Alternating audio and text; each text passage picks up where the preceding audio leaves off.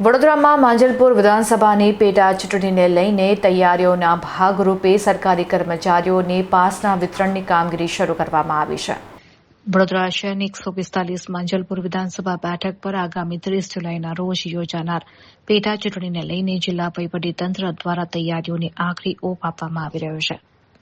ચૂંટણી પ્રક્રિયા નિષ્પક્ષ અને શાંતિપૂર્ણ માહોલમાં સંપન્ન થાય તે માટે જિલ્લા કલેક્ટર કચેરી ખાતેથી ચૂંટણી ફરજમાં જોડાનાર સરકારી કર્મચારીઓ અને અધિકારીઓને પાસ વિતરણની કામગીરી હાથ ધરવામાં આવી છે. જિલ્લા ચૂંટણી અધિકારી અને કલેક્ટર તંત્ર દ્વારા આયોજિત આ કામગીરી અંતર્ગત મતદાન મથકો તેમજ વિવિધ ચૂંટણી સંબંધિત સમિતિઓમાં પોસ્ટેડ સ્ટાફને જરૂરી ઓળખપત્ર અને અધિકૃત પાસ એનાયત કરવામાં આવ્યા હતા.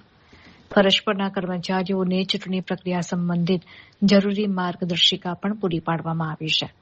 ઉલ્લેખનીય છે કે માંજલપુર બેઠકના પૂર્વ ધારાસભ્ય યોગેશ પટેલના નિધન બાદ ખાલી પડેલી આ બેઠક પર આગામી 30 જુલાઈના રોજ મતદાન યોજાનાર છે.